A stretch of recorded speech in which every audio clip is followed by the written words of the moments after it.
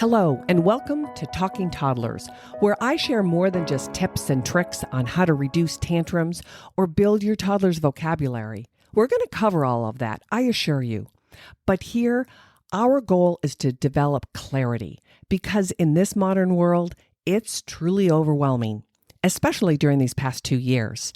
This podcast is about empowering moms to know the difference between fact and fiction, to never give up, to tap into everyday activities so your child stays on track. He's not falling behind, he's thriving through your guidance. We know that true learning starts at home, and Talking Toddlers, this podcast helps you develop that with clarity, confidence, and clear communication. So let's get started.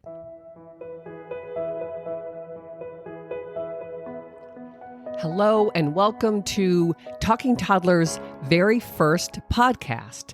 And I want to give you a backstory. Who am I? How did I get here? And what's my reason for starting now and this time in 2022? Well, I've been a licensed speech-language pathologist for over 35 years, primarily working in private practice. But when you do that, you have to align yourself with where the kids in early development will be, going to school and attending and trying to work within both the private and the public school systems, trying to help them understand how to serve the child the best, right? But I've also worked with pretty classic allied health professionals, such as the developmental pediatrician, a developmental optometrist, occupational therapist, physical therapist, those specialists with sensory integration and movement, and really trying to look at the child as a whole developing human being. But for the last 10, 15 years, there's been a lot more chatter outside of that original kind of domain of us, quote unquote, specialists and helping connect early development and education and early development and social skills and all of that.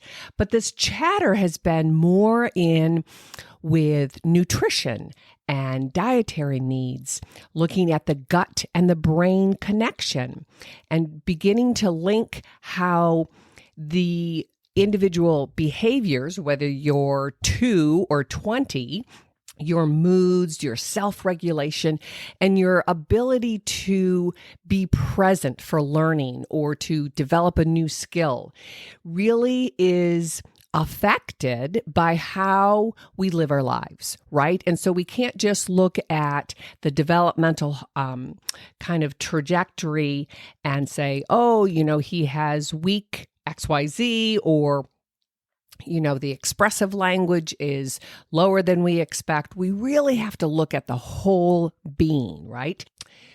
But during this 35 years, so it gives me 3.5 decades of looking at this change over time, right? When I first started, I really looked at kind of classic speech and language delay. Sensory integration was just coming into the limelight in the early 1990s. And truth is, I remember attending an IEP there in Pasadena, California. And they asked me if I talked about sensory integration to please leave, that was not part of the educational system at that time. But meanwhile, during these 35 years, the numbers of kids who are struggling, who have developmental delays, very specific learning disabilities, seem to be getting worse. And the so-called systems, the educational systems, even though they seem to be offering more and trying to include kids across the continuum in all kinds of educational needs, they're not really getting better. I mean, one of the statistics is less than 4% of kids nationwide actually get off of an IEP. So as this chatter with more lifestyle challenges seem to have gained momentum, we can't deny the fact that there's a wealth of information or a wealth of research happening where professionals, parents, advocates, they're really gaining some recognition in connecting our physiological health, our lifestyle, and how kids grow and learn and develop and, blossom, right? Or not. I have really always taken the perspective where, always continue to ask questions, but why? And to think outside the box and to dig deeper and to really look at this as a puzzle, right? And that it's hopefully forever developing and evolving over time. So when there's this new movement, kind of, where professionals and parents are really gaining recognition, identifying kids who are getting better and kids who are actually recovering from so-called disorders or diagnoses, and the trajectories are beginning to change with a lot of these kids. And so I feel like there are a lot of parents out there perhaps not getting the full truth, because at the same time, the old methods or the more classic services would be, well, mom, dad, your 2-year-old, your 3-year-old, your 5-year-old, this is your new normal, whether they have sensory integration deficits, speech and language delay, autism, anxiety, mood behavior issues. A lot of these quote unquote new normal just doesn't sit well with me. And I'm sure it's not sitting well with a lot of the parents. So my purpose here in 2022 is to help parents really see the whole conversation and not to settle. At the end of the day, I am someone who believes that we as human beings are designed to always get better, right? To always do a little bit more automatically, more fluidly, more enhancement to our life. And I've been blessed to be a part of these 35 years where science has exploded and neuroscience has given us so much more insight, literally, with functional MRIs where we can see what the brain is doing pre and post a certain intervention, where we can compare and contrast kids who are kind of neurotypical and pretty average, how their language processing skills are organized and ready to learn how to decode, where the struggling reader over here who also has, at least face value, neurotypical average language skills, but they're struggling. What's the difference between those kind of neurological makeup? So my purpose here with this brand new podcast is to really inspire, educate, empower parents and to help them, mostly moms. I'm talking to you, mom, because you quite often with the little ones, with the babies, the toddlers, the preschoolers, you're up front and center, right? They came out of us, or perhaps you adopted, but still the same. The moms still, for the most part, tend to be in the driver's seat. Dads are there, hopefully. It certainly is easier when you have two parents to kind of carry this full responsibility. But what I really want to do is to transform your worries, your uncertainty, the confusion, because there's so much information out there, really into more hope, and to turn your doubt into, knowledge, and to build courageous choices. It's not easy, right? And we don't all kind of come to the table with this confident parent ability. And there's a lot of trial and errors. And I'm trying to perhaps help you cut through that so you don't waste time. You are more confident in your choices. You are able to adjust when needed and stick to your guns when you feel like you've got this. So I'm speaking to the new moms who have kind of stepped into this motherhood during a very hellacious, I guess is a good word for these last 2 years, that this whole world has turned upside down. And I think with my experience and looking at these 35 years, these last 2 years have really been hell on children and hell on mothers and hell on families. I mean, yes, I think each and every one of us have been impacted, but at the same time, these lockdowns and mask mandates and restrictions and school, social distancing, and all of that goes against everything I've built and learned and tried to provide for my clients over these years and the public at general.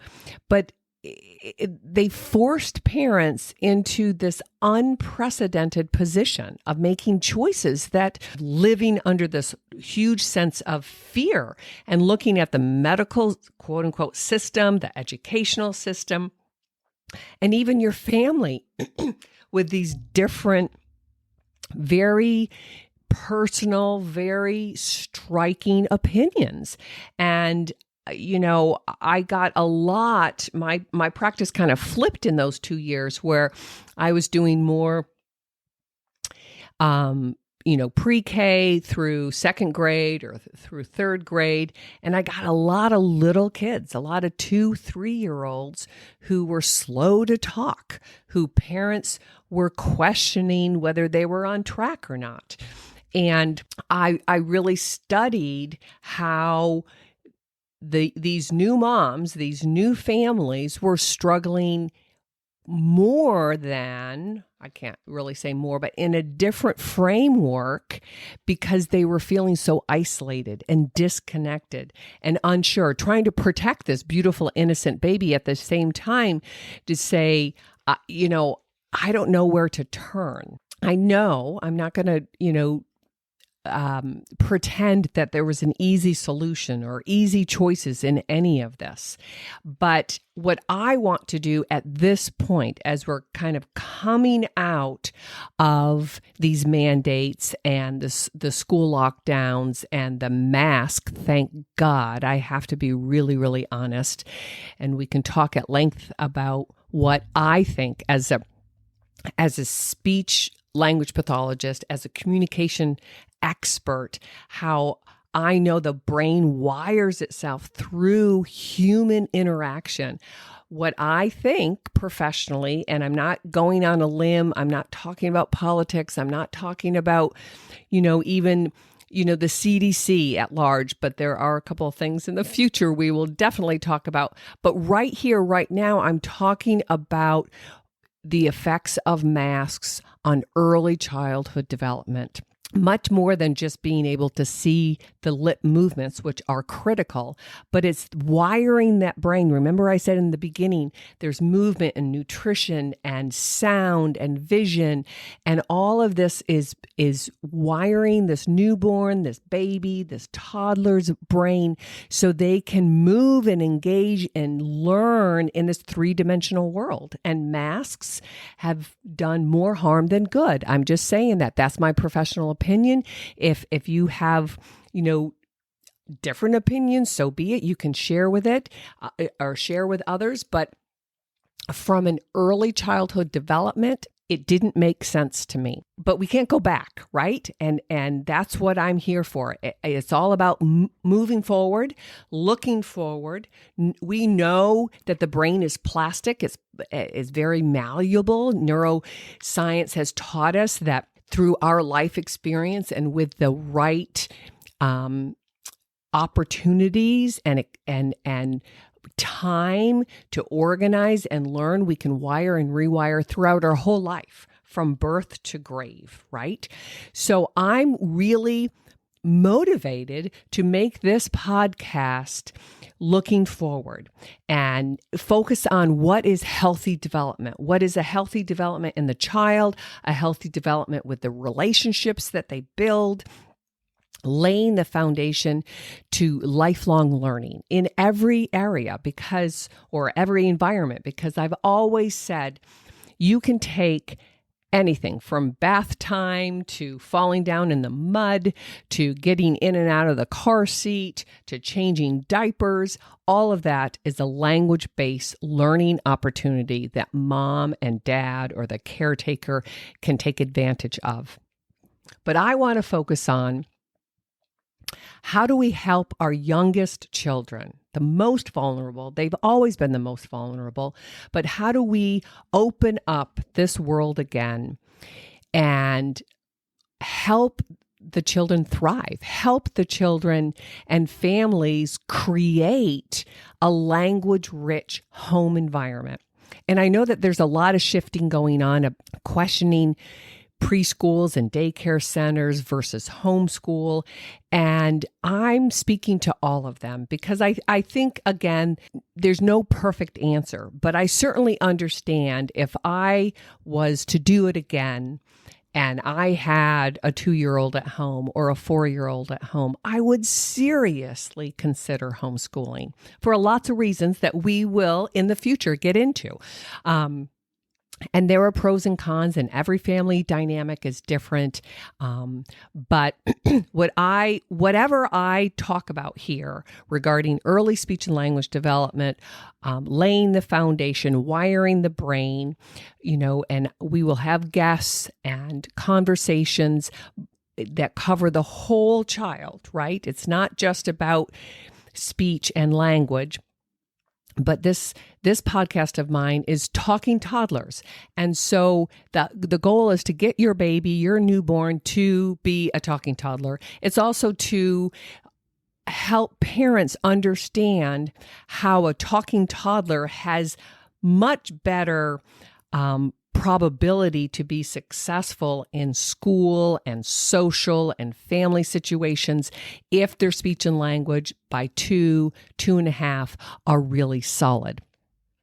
And another big piece of all of this is to understand how strong speech and language skills can predict the success with literacy, with reading and writing. And I can stand here with true conviction and say to you that I can look at a 3-year-old and pretty much predict what their success academically and social will be like. Not to say that it's a 1-to-1 correlation or it's 100% and that I have a magic wand, but I have worked with hundreds and hundreds of kids, testing and screening, 3 and 4 and 5-year-old kids that were from, superior range to poor range. I know what well-organized language system can do to help break the code into this world of literacy. And I will talk at length about that because that's my real jam, right? Once we get those first words in around the first birthday, and then they have, 50 to 200 words by their second birthday, and they're starting to put words together, and then they're really having full-fledged conversations at 3. Not 100% intelligible, and sometimes they're a little disorganized, but they are able to hold their own and be comfortable with this verbal communication. So my idea is to really help parents identify those red flags early. So if a 2, 3, or 4-year-old seems to be falling off the track or have a little shaky area over here or over there, what can we do now to get him back on track and really be able to continue this trajectory of progress, right? That's the whole thing. I want to look forward. I want to be able to understand how can we identify these things that are, more than red flags. They're really telling you, this isn't wiring correctly, right? Neuroscience has taught us that neurons that fire together wire together. And what that basically means is when a kid is learning a new skill, whether it's walking up and down stairs or putting sentences together or pulling up his pants, that they try it hundreds of times and these neurons keep firing together. And after X amount of time, sometimes it's a handful, sometimes it's 10, sometimes it's 100, sometimes it's 1,000, but they begin to wire together. And that's what automaticity is. That's what mastery is. That's what fluidity is. These words that I use regularly, but that's how the brain wires up through practice, through experience, through opportunities. So some of the things that I'll cover are, looking at nature and nurture, that they go together, that it's not an either or. And because of my love for science and research and 35 years of studying and asking why and looking and diving deep into a wide variety of disciplines, my science kind of geekiness is all about how the brain learns to learn. And we have to convince it. Part of our survival mechanism is to do the least, right? Just survive another day. So we have to help our 2-year-old, our 4-year-old, our 6-year-old. We have to help them develop a curiosity to learn, to explore, and an interest to use language to reason and think and connect with other people.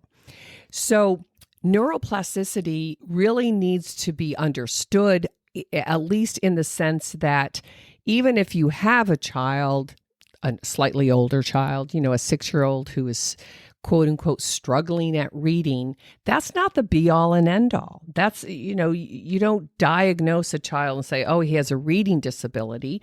And we'll talk about very, very specific things at different developmental levels. Science, research, technology has given us great insight on how to help mitigate and dampen some of these issues that seem to be the numbers seem to be skyrocketing. And we will talk about that and why and how. So here at this podcast, Talking Toddlers is really meant to bring clarity, to cut through the noise, to inspire you moms mostly, embrace your new role. I believe that God gave us children to steward, right? To love and shepherd them, protect them, guide them, but also to help them find their own voice, to help them be their own person. No one said it was going to be easy, and I'm not saying that, but I've always said this for 35 years, that those first 6 or 7 years are not complicated. We're making it way more complicated than we need to. It's exhausting, it's overwhelming, it's very trying, but it's not complicated. And I want to encourage families to keep it simple, to go back to some of the basics, to think always less is more, right? Look at it from Mother Nature or human nature. But at the same time, always expect that you, mom and dad and family, have to be engaging, have to be leading this little guy or gal into their best version. In this day and age, in 2022, moms, I have to say, you have to find kind of your braveness, your courage to stand up against a lot of these systems, a lot of these. And the systems could be, well-intentioned family members. It could be your neighbors. It could be, your husband. But we as a human race, as a society, I don't feel comfortable just saying, oh, this is our new normal. I mean, I have to give you one statistic. So I graduated in the late 80s in graduate school. And I did not ever have a class in autism. We maybe had one chapter, with all honesty. And at that time, it was 1 in 10,000 children were on the autism spectrum. And now it's 1 in 36. That's 35 years, one little lifetime, one generation. And we have gone from a rare disability that was true to something that is the new normal. And my opinion is, my professional expertise with working with hundreds and hundreds of kids is that we should always be asking why and how the heck did we get here? And if there are people out there that are helping children get better, get healthier, be stronger, to recover, to change that trajectory, let's look at them. Let's study them. Let's figure this out, because our children are suffering. And my goal is to help moms and dads from the get-go, like maybe the expecting moms or maybe the newborns, but even moms with a 4-year-old, to really understand you are in charge. I want you to know God gave these babies to you, and you can get all the advice in the world. And then you and your partner, or whatever family dynamics you have, you decide what's best for you and your family. And I will bring tips and tricks and strategies, and I will help you gather the knowledge of how to nurture growth and development and progress. I will break down each week some science into small chunks, because I really think it's important that parents understand the why. If you have that background information, if you understand the why, then that will help validate what you're doing, what you're trying to implement. Why is it better to get on the floor and play with the child than to give them, a musical recording of something, whether it's on an iPad, and we'll talk all about screens. But why, when the child is, under 5, why is it more important or healthier for you to engage human to human voice than an iPad? I'll give you the why. And then you use that iPad strategically. You use that for specific purpose, not as a pacifier, not as an quote unquote educator. And we'll talk about the why behind that. I would like all of us to kind of keep what the end goal in sight, and then we can work backwards, right? And so if I'm talking about toddlers here, I'm talking about the new babies, I'm talking about, the preschoolers. It's all about 7 and under, because by the time kids are about 7, give or take, they should have really strong language processing. They should be using that oral language, that talking and listening, playing with words, and they should then be beginning to break that code into literacy. And that's what I've been doing for 35 years, really studying and understanding how speech sounds, language processing, talking and listening, memory organization lay the foundation to literacy, which is a skill that is man-made. And I'm going to talk about this until I'm blue in the face, but it does not come to us naturally. And we have to really understand what it takes for kids to break that code. And if they're struggling, we have to go back to the basics. We have to go back to that foundation. Where are their oral language skills, and how can we help strengthen that so then he or she can really break the code? And I refer to them as those black squiggly lines on a piece of paper. What the heck does that mean, right? So on a final note, I know that people are really into saying, oh, kids are different and they all grow and develop at their own pace and that they'll learn on their own. And I hear that over and over again. Every time it's like fingernails on a chalkboard. Yes, kids are different. We have different styles. We have different temperaments. We have different likes and dislikes. Some are natural athletes. Some are great mathematicians. Some are singers, and some just like to dig in the dirt and climb trees. A wide variety. And the world needs different interests, different, true masteries of things. But in early childhood development, we have learned a lot. We know what the guidelines are and the expectations. Yes, there is a little range, but we still expect kids to be talking by 2. Sorry, any pediatrician out there that says, he's a boy, don't worry, they all catch up. That's crap. I'm just here to tell you. And even if there is a small percentage, because those late talkers, there's about 35% of those kids will catch up on their own without any special intervention or anything.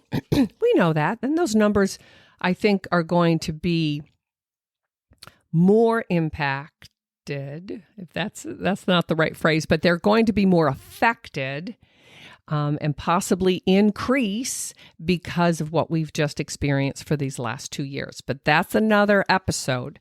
What I'm saying here, as I kind of bring it back full circle, is that we still need to support each and every milestone. We still need to understand what the expectations, and I will help you understand why crawling is so critical, and that earlier on anything is not better.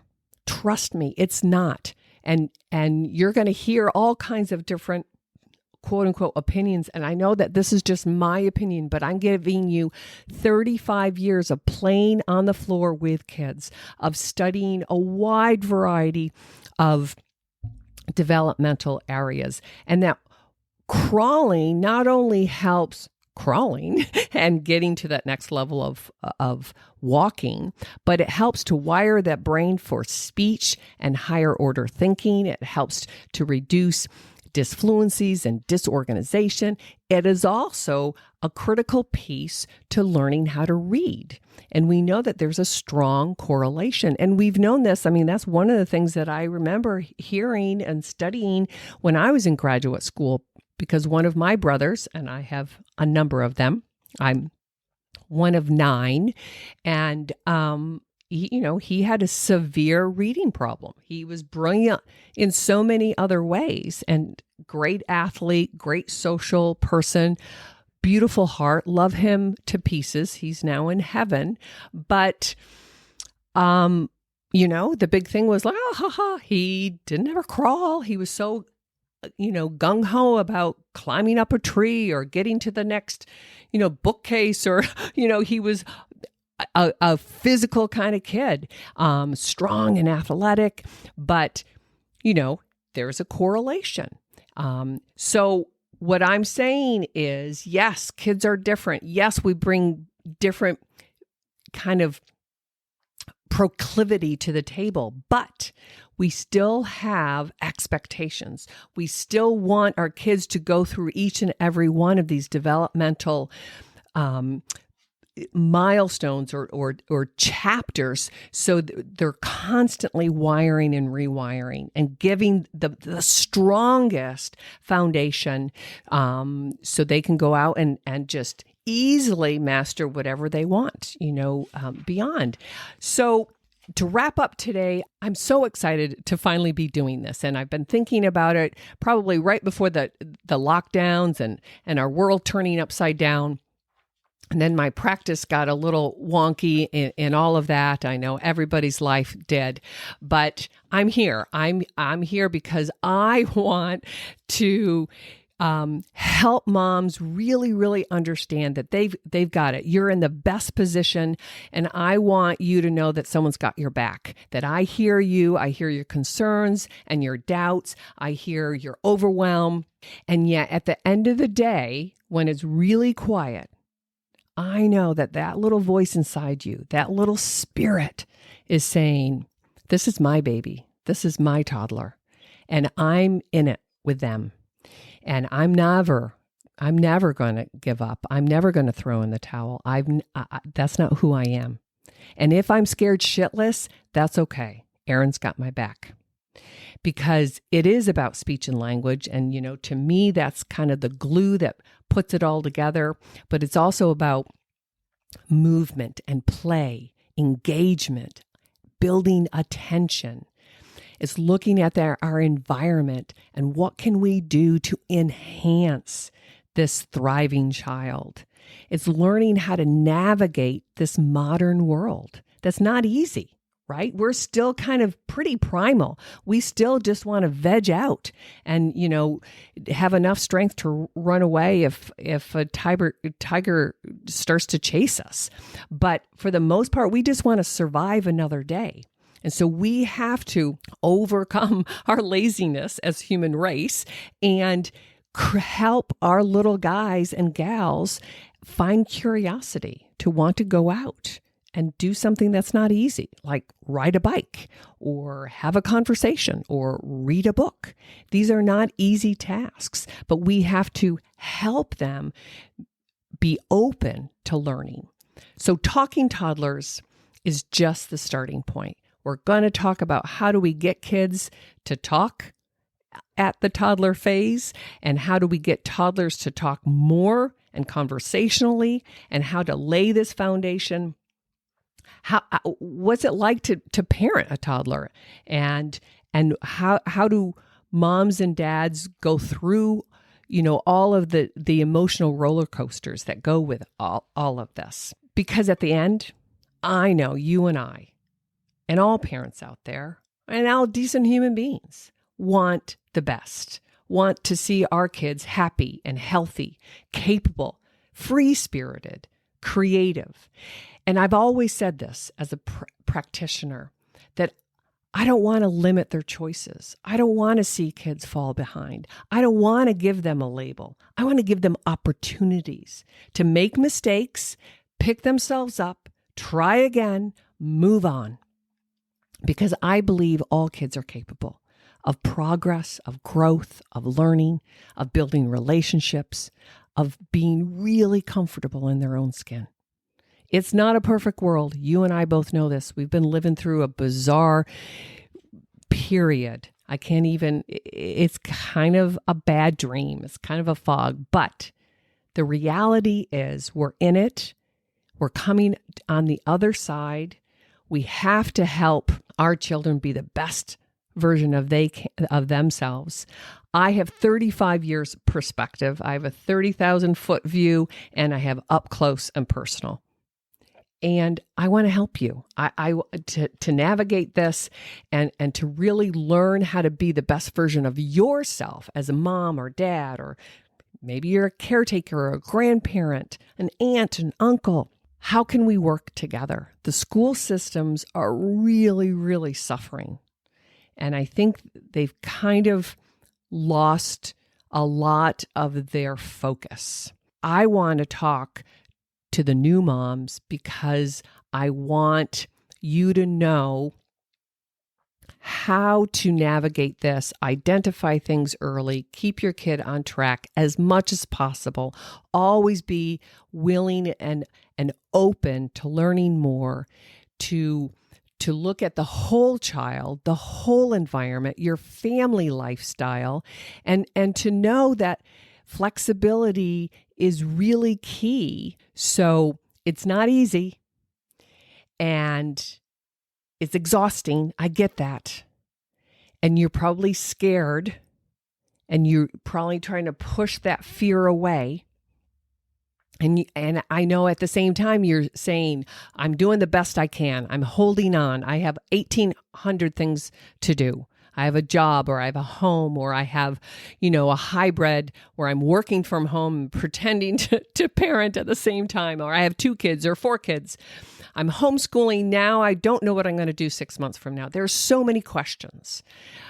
And so I want to be able to tap into those and talk about them and really help you all figure out what's best for you at this time, at this season, this chapter of your life, and how Talking Toddlers has to be really, really high on your list. And that we, as the adults in the room, have to work together.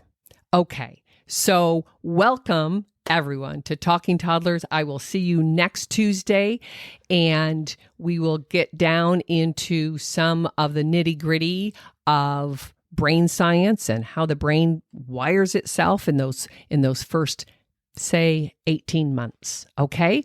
And tell your friends, spread the word. Professionals, graduate students, new moms who are thinking about maybe another baby, all kinds of people that I'm going to bring together so we can do this together for the sake of the children. Okay? All right. Thanks. Bye.